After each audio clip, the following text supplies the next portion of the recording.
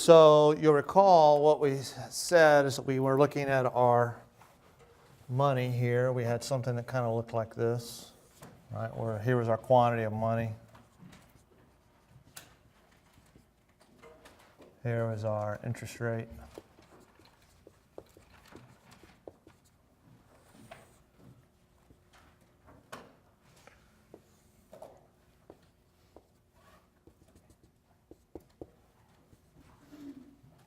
I'm going to call this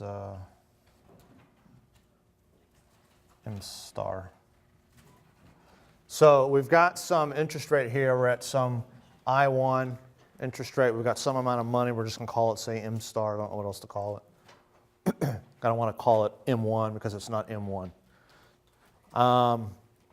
So like I said, we've got some amount of money here. We want to know what happens when they increase the money supply. So let's see what happens.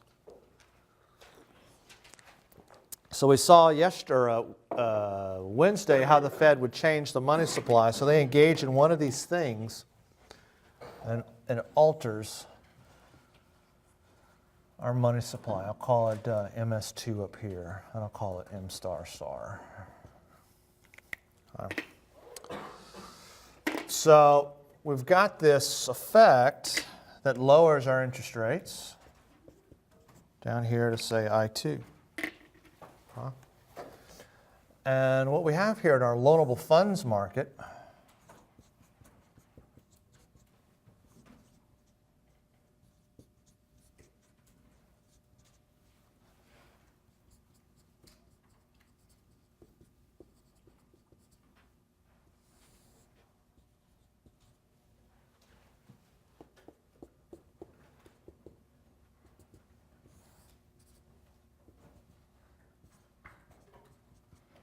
right, we had some quantity here of loanable funds, just Q1LF, bless you. And we see this change in the money supply. It deposits, essentially it increases people's money balances. And we see this corresponding change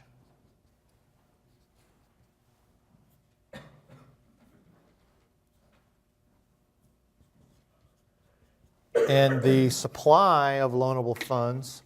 And we get our lower interest rate here to, say, Q2LF. Right?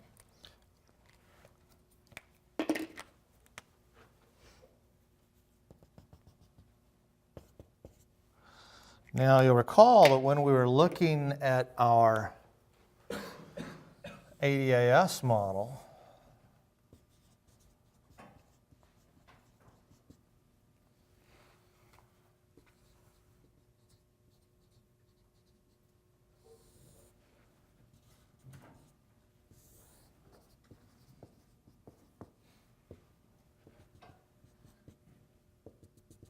there's just some price level, just call it, say, PL1 here. When we were looking at our ADAS model, one of the things that would change the aggregate demand curve was changes in the real interest rate. Well, that's exactly what's occurring right here. We're seeing changes in the real interest rate, right? So we're seeing interest rates fall, and we actually have a name for this. We call it the interest rate effect. We're seeing this interest rate effect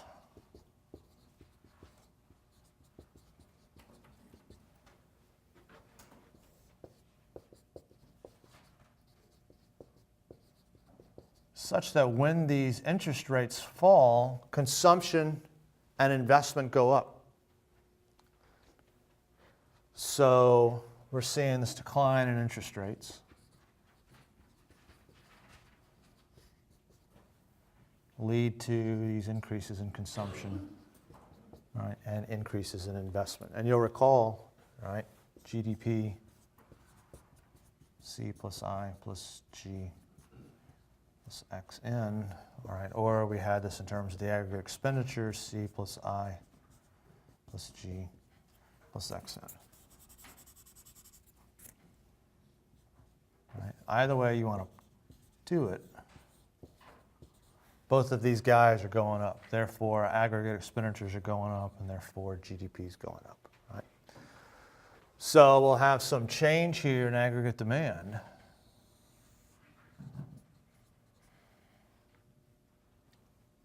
Getting us to some change here in output, whatever that change in output is that we want it to be, right? In other words, if this was our long-run aggregate supply,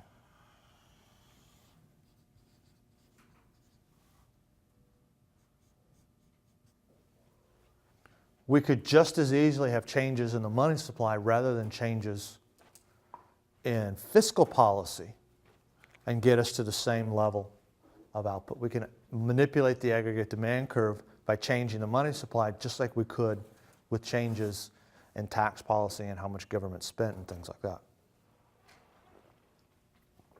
So we actually have these two competing levers, right? We have fiscal policy and monetary policy. The other effect is called the direct effect. And it's pretty simple. All that it says is that when we see this increase in the money supply, people have excess money balances. And so they spend them.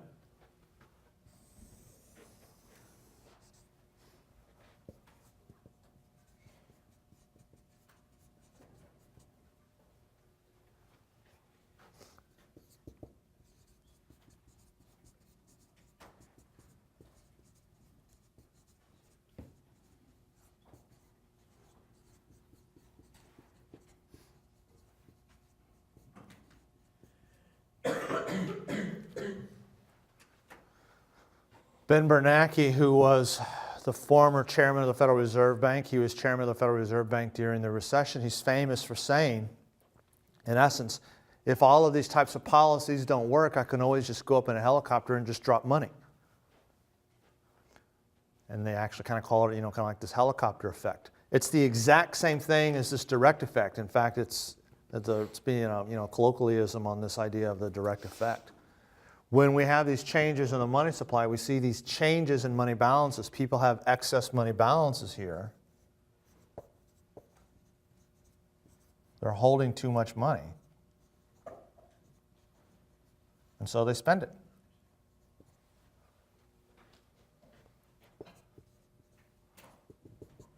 Well, that also changes the aggregate demand curve, right? And just like changes, and we have these increases here in aggregate demand, or increases in the money supply, can cause this to occur. It's the exact opposite occurs if we decrease the money supply. All right? So if we decrease the money supply, there's less money in the loanable funds market. Interest rates increase, consumption and investment fall. That makes aggregate demand go down. If we have this decrease in the money supply, people have too few money balances, they don't spend, and aggregate demand falls.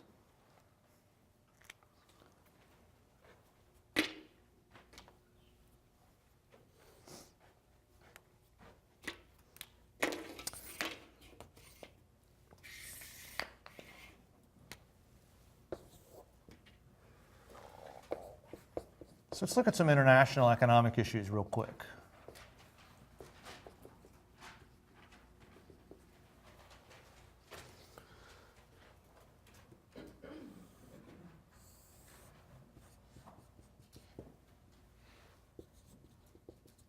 We've seen this several different times where we've been looking at situations. Maybe we're looking at the market for, say, wheat.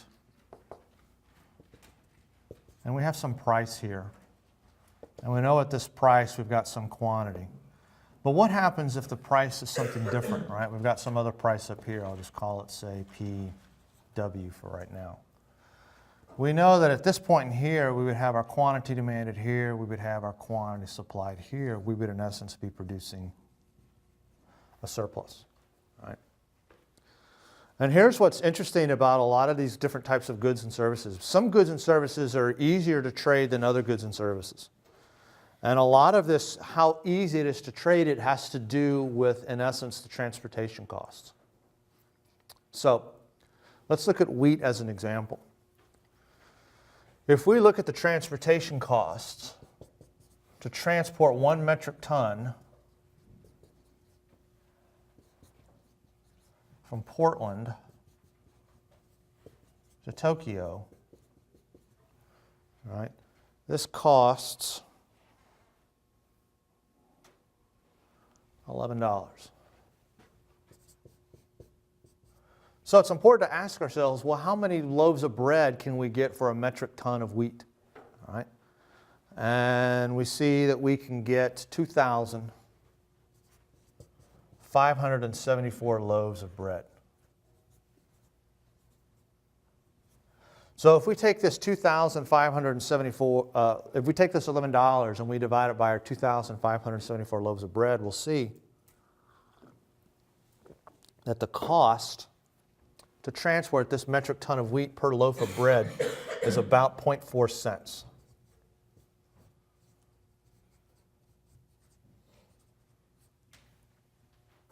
Now think really, really carefully about what that means.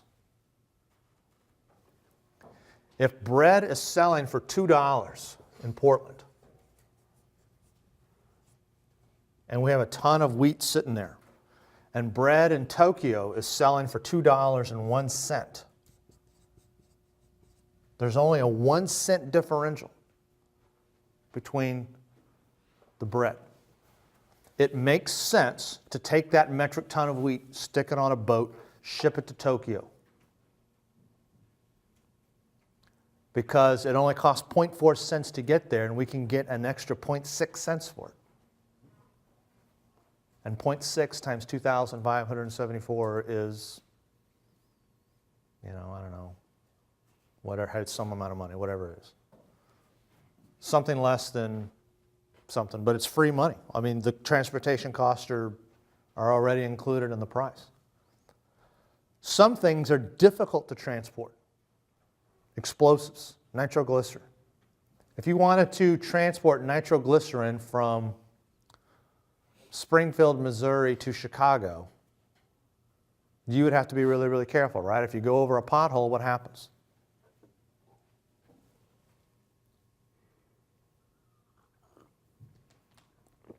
You guys know what nitroglycerin is, right? It explodes. It's highly volatile. It's extremely volatile. So you have really, really high transportation costs. It doesn't make sense to transport nitroglycerin long distances. But there's other goods and services that it does make sense to transport long distances. And you can actually get a sense of how important transportation costs are if you look at in the past, so that over here would be, say, England. Here's London.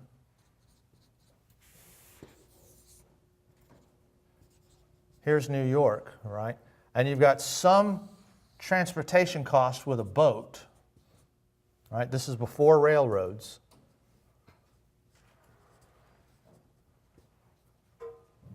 And that's some cost, whatever that is. And then you can say to yourself, okay, now I'm in America. How many miles inland can I go before this cost right here is exactly equal to this cost, all right? And this cost right here is about 22 miles.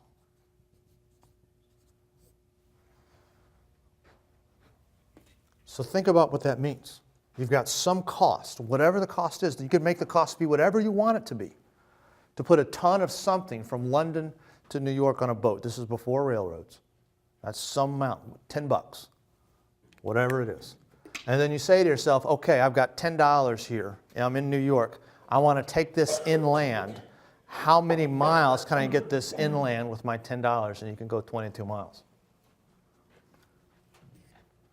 That's why things like the Erie Canal were so important, right? So here's Lake Michigan. Here's the Great Lakes up here. Here's the Mississippi. Whoops, doesn't go through Houston. Goes through New Orleans, right? So people would grow food here, put it on the Mississippi up here, go up here to Chicago, Great Lakes up here, Erie Canal to here, Hudson River to here, put it on a boat and ship it out, right? It greatly reduced the transportation cost of getting stuff around the country. So if we have these goods and services that are relatively easy to ship, their prices can be determined basically in world markets, not local markets.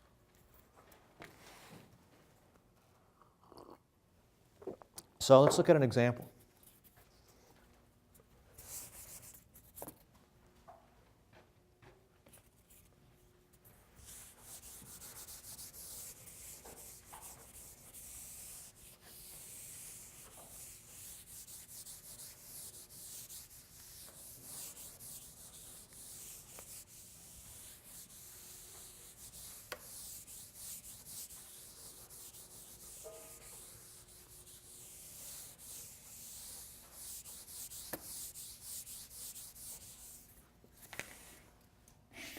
Let's go back to our wheat example.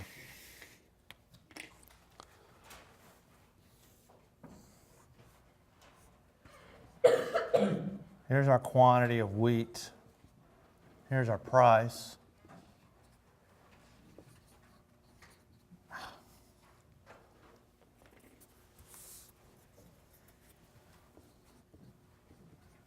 Here's our worldwide demand. Here's our worldwide supply. All right, so we have some quantity here. We have some price here. Okay? And in the U.S., here's our quantity. Here's our price.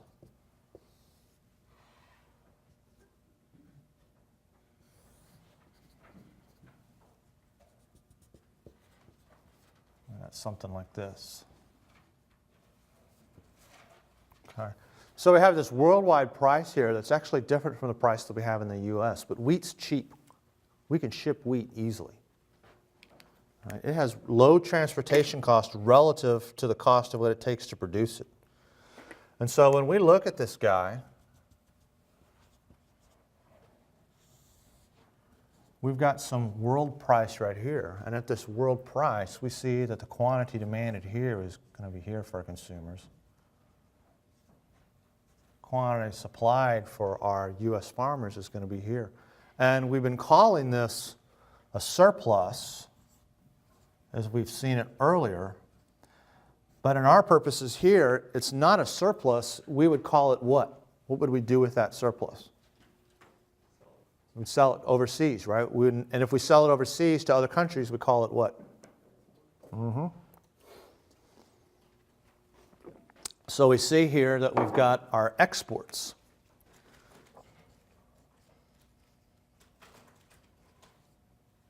Now, interestingly enough,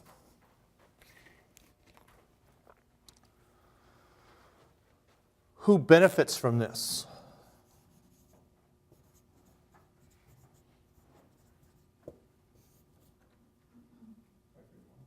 Nope.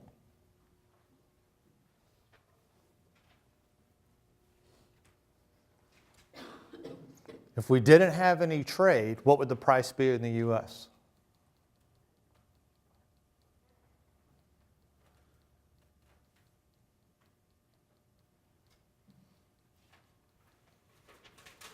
There was no trade. You wouldn't have a surplus sitting there every single year. That wouldn't make any sense. So what would you do? Yeah, you'd have PUS, right? The price would be PUS. But thanks to world trade, the farmers in the U.S. don't sell it at PUS, they sell it at PW. So who benefits?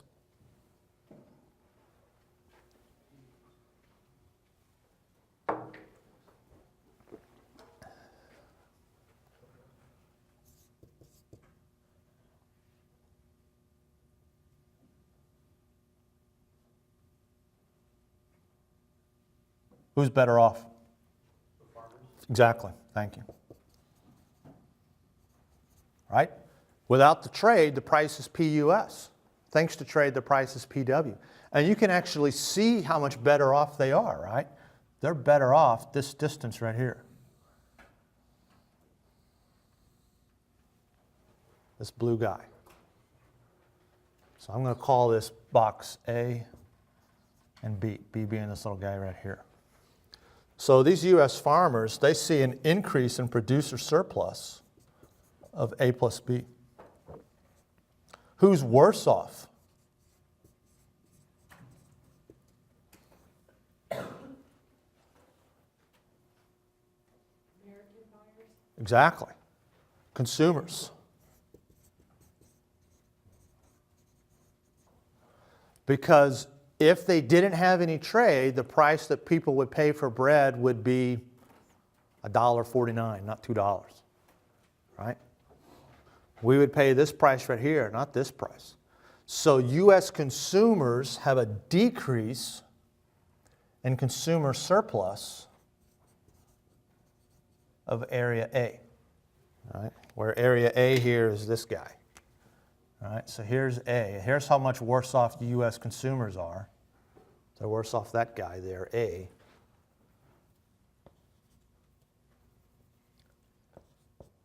U.S. producers are better off, A plus B. So we could, in theory, come up with some kind of system where farmers compensate consumers area A, and then they keep B for themselves. U.S. consumers are just as better off at PUS as they would be at PW because they're getting A as some kind of rebate or whatever, however it is that you want to structure it. And U.S. farmers are better off by B, all right? But somebody does lose, right? Let's look at the flip side of this. Let's look at a market for, say, textiles, right? Shirts are really cheap to ship.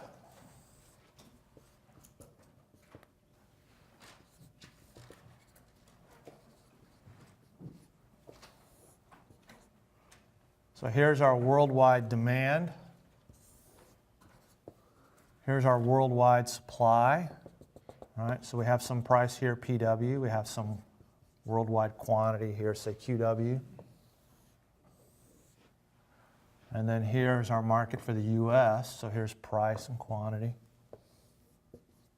Here's US demand.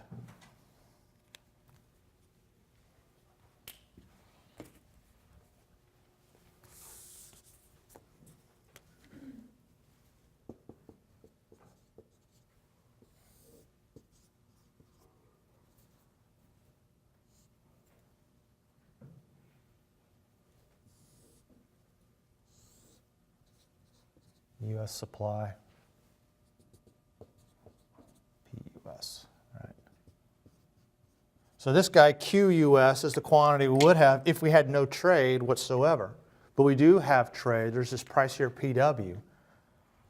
It's cheap to ship T-shirts relative to what it costs to actually make the shirt, right? They can be shipped cheaply.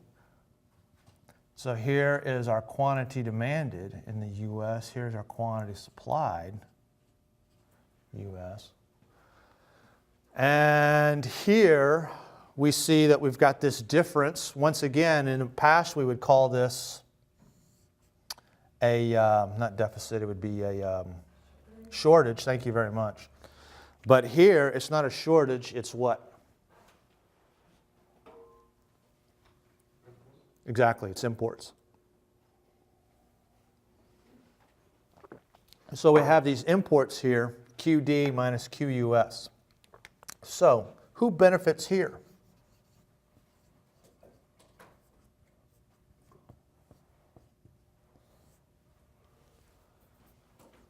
Other countries. U.S. consumers. Other countries do benefit, but I mean, that is correct. But we're looking here at our local markets here. So we see U.S. consumers are better off, right, because they're getting lower prices. And in fact, if we wanted to calculate their change in consumer surplus,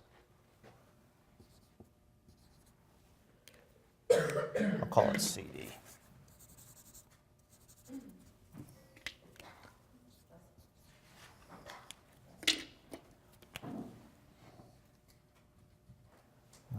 It's this area CD, right? Before trade, consumer surplus is this guy, right? After trade, consumer surplus is this guy. It's the difference between what people are willing to pay and the price they actually do pay, right? So here's our consumer surplus. They're better off. Consumer surplus goes up by C plus D. So we see consumer surpluses increases by C plus D. Who's worse off?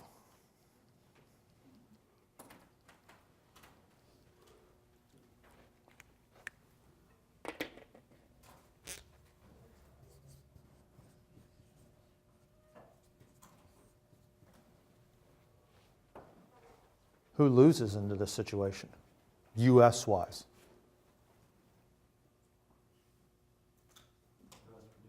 Mm-hmm.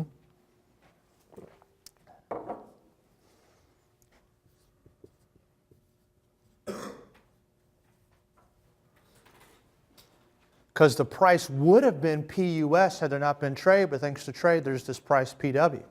Right? They have this lower price as well. Here we see a decrease in producer surplus. And producer surplus, remember, that's the difference. It's the area above the supply curve but below price. So producer surplus would have been this guy had they not had trade. Thanks to trade, now producer surplus is this little triangle right here. They lose area C. But the gains to consumers are area C plus D. So there could, in theory, be some way where U.S. consumers compensate producers here, area C, and then they keep D for themselves. Right? You can have this structured in all kinds of different ways. I mean, for example, here we have, like I said, we have low transportation cost. What do you think the transportation costs are to get your phone from China to the U.S.? How much do your iPhones cost?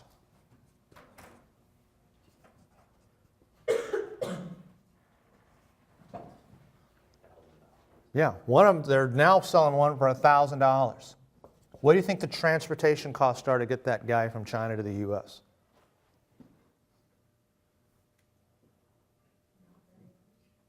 They're not very much. You want to give a guess as to what you think it is? No, it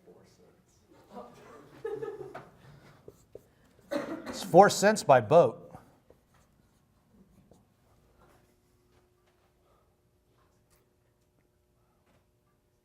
Cost them 4 cents to put it on a boat. And in fact, the transportation costs are so cheap, and because it takes a long time, it takes longer for the boat to get there than a plane. Obviously, the plane is going to get there faster, right?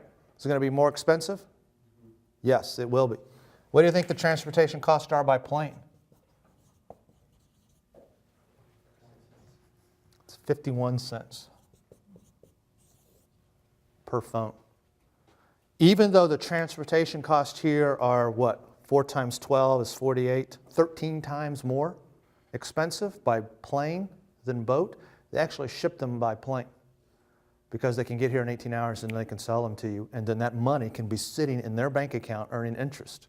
And they have figured out that the money that they earn with that $1,000 sitting in their bank account earning interest, it earns more interest in that time than they would have saved here by the boat. They make more than 47 cents in interest on those 2 weeks or whatever that it takes for it to get there. So they actually ship them by plane rather than boat. But even at 51 cents, the transportation costs are really, really, really, really low. Right? They are, on a $1,000 phone, the transportation costs are essentially zero. Right? I mean, it's basically the same thing as it being equal to zero. Who benefits? U.S. consumers. Hey, the thing's made in China, and it costs only $1,000, whereas opposed to being made in the U.S., it would have cost $1,500 or whatever the number is.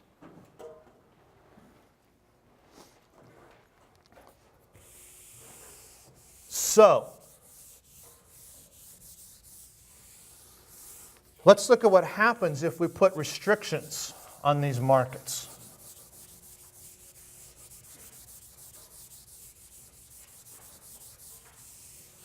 There's essentially 2 different types of restrictions we can do. We can do tariffs or we can do quotas.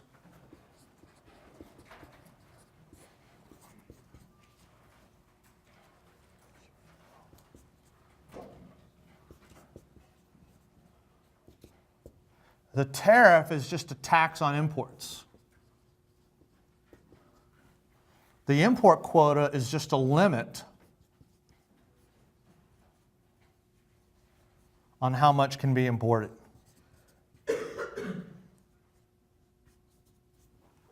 And they look very, very similar. Let's look at the tariff first.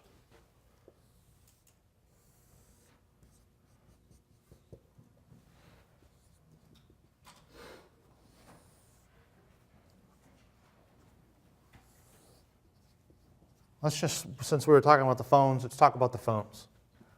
So here's our worldwide price, PW.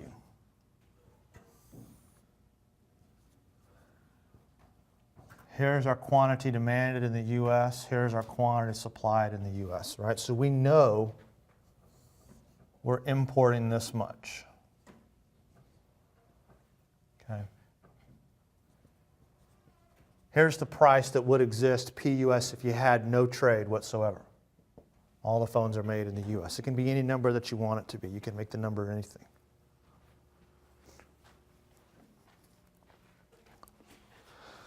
If we put a tariff on this guy, it's going to raise the price.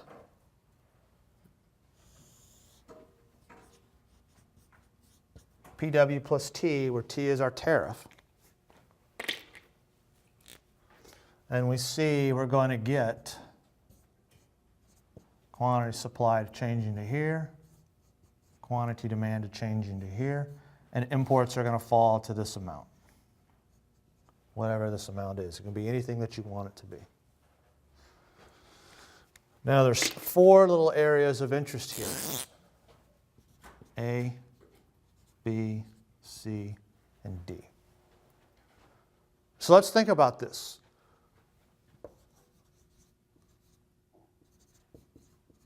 Who loses from the tariff?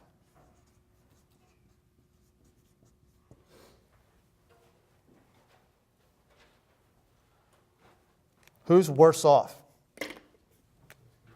U.S. consumers, right? Because the price they are paying now for the phone is $1,300, not $1,000.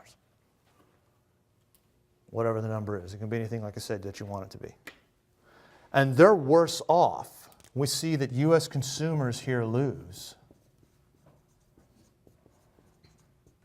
And they lose, they see a decrease in consumer surplus of area A plus B plus C plus D.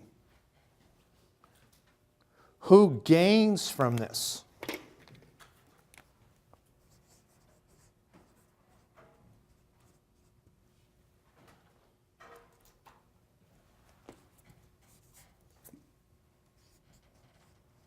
Who's better off? People making the phones. Exactly. U.S. producers. Right? U.S. production has increased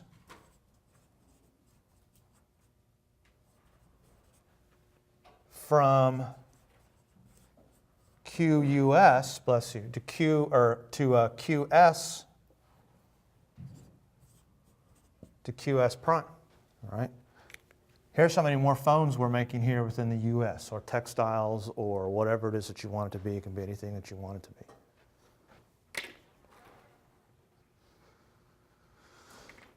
So we see the increase here in producer surplus is area A. What do you think area C is? Remember, this is a tax. Here's the size of the tax. Here's how much is being taxed, so C must be exactly.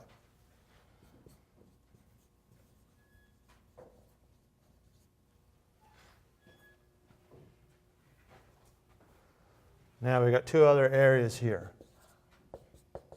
B and D. What do you think we call these guys?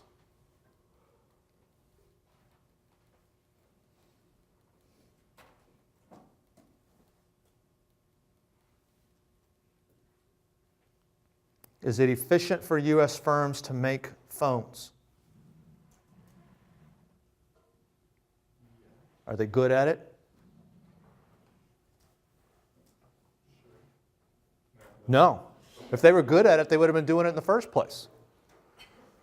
So now, rather than making QS, we're making QS prime. We're making more phones, more textiles, more whatever it is. But we're not good at making that stuff. If we're making stuff that we're not good at, what is that called? It's a deadweight loss.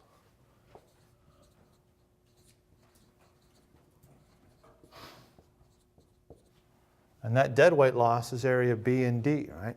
So we see here consumers are worse off area A, B, C, and D. U.S. producers are better off area A. U.S. government's better off area C. That's just a transfer of consumer surplus from firms into the government. That's not that big of a problem. But not all of consumer surplus gets transferred. Area B and D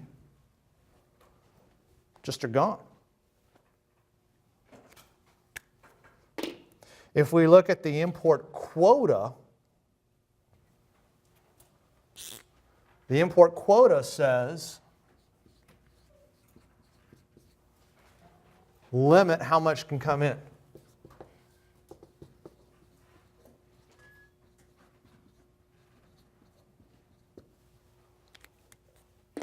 And just like we have over here, I mean, all that we end up doing, all you have to do is just change some of these things. I'm going to call this guy now P prime.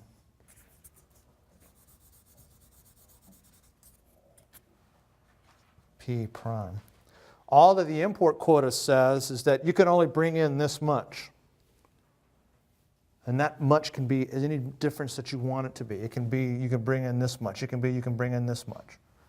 And then you just got to say, oh, okay, well, if I'm bringing in this much, what price does that occur at? That occurs at this price. If I'm bringing in this much, oh, that occurs at this price. If I'm bringing in this much, oh, that occurs at this price, right? It looks exactly the same. Then you have the exact same areas here, A, B, C, and D.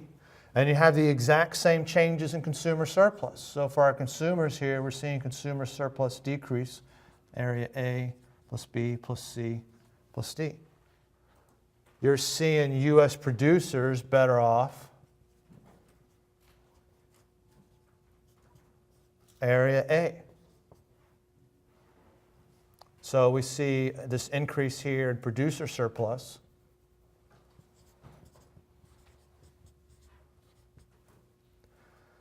You have the same deadweight loss. B and D here are your deadweight losses from the tariff. Or strike that, from the quota. The only thing that's different here is area C.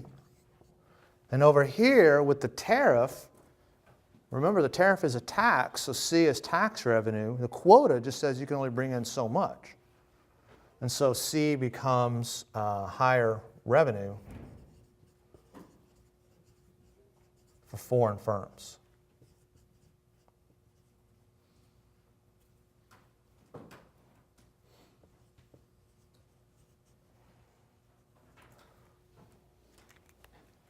So what we have here is we have a situation that under both of these situations, whether it's the tariff or whether it's the quota,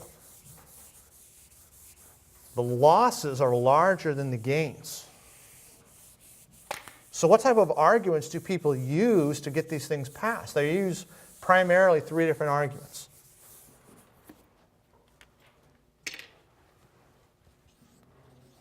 They use the national defense argument.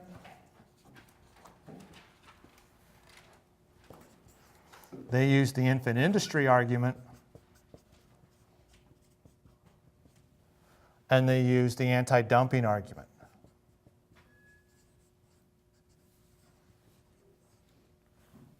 So the national defense argument says people come in and say, hey, we need this stuff for national defense. We want to have quotas and tariffs on this stuff because we don't want to be reliant upon the Chinese for bullets. And so we need to be able to ensure that we can make bullets on our own. And there's some validity to that. Regardless of whatever you think about the Iraq War. You've got these precision bombs, right? And the Swiss are really, really good at making clocks. And they hate war. And so we're sitting there bombing Iraq in 2003, and the Swiss are like, screw this, we don't like this. We're not going to sell you any more of the clocks that it takes to run the precision-guided bombs. And the reason that the clocks are important is that here's the world, right? Here's your satellite. And this satellite sends a signal that says, here's the time. The time is 8:45, 37.392 seconds, right? And this satellite sends a signal that says, hey, the time is 8:45.37392 seconds. And if you're standing here, these satellites are in the same place. They never move. They go over the exact same place. But the time, depending upon where you're going to be, the time that it takes for this signal and this signal to get to you is going to be slightly different. And so when you have a third satellite here telling you the same thing, hey, the time is 8:45.37 and 392 seconds. There's a time differential for each of these guys. And so your phone says, oh, look, satellite number 1, 2, and 3 are all telling me it's 8:45.37.392 seconds. And these signals are all coming in slightly different times. The reason they're coming in on slightly different times is because it takes time for the radio signals to get there. There's only one place on the planet where this one and this one and this one, the time differential between these can be such and such, and that's right here, right? And of course, the more accurate you can be measuring time, the more accurate you can be down to the foot level, right? The meter level, whatever. So the Swiss are like, we're not going to sell you these clocks. So the national defense argument says, well, we need these things so that we can protect ourselves. The problem is that this is used for all kinds of different things that really don't have anything to do with national defense. At the exact same time, if we need oil from Russia and they need wheat from us, what are we likely to do? They sell us oil, we sell them wheat. If we get into a war, we're not going to get their oil, they're not going to get our wheat. Is that a good thing or a bad thing? That's a bad thing. So what are we likely to do?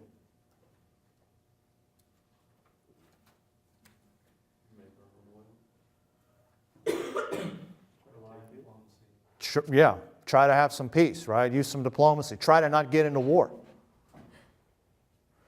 The infant industry argument says, hey, when these industries are small and young and not mature, they need protection, and once these industries mature, then we can protect them. The problem with this is that once those policies are put into place, politically speaking, it can be very, very difficult to get rid of them. The anti-dumping one here says, hey, people are selling stuff below cost. And so the idea here is that, okay, they're going to take this stuff, they're going to sell it below cost, drive all the U.S. firms out of business. Once all the U.S. firms are out of business, they're going to raise prices to exorbitant levels and make huge profits. But that ignores the fact that consumers benefit from the lower prices. It also ignores the fact that, let's assume that they did that. They sold below cost, they drove everyone out of business, and then they raised prices to these really high amounts, making huge profits. U.S. firms would come back into the market if there's the profits there. So all of these arguments really kind of don't hold water.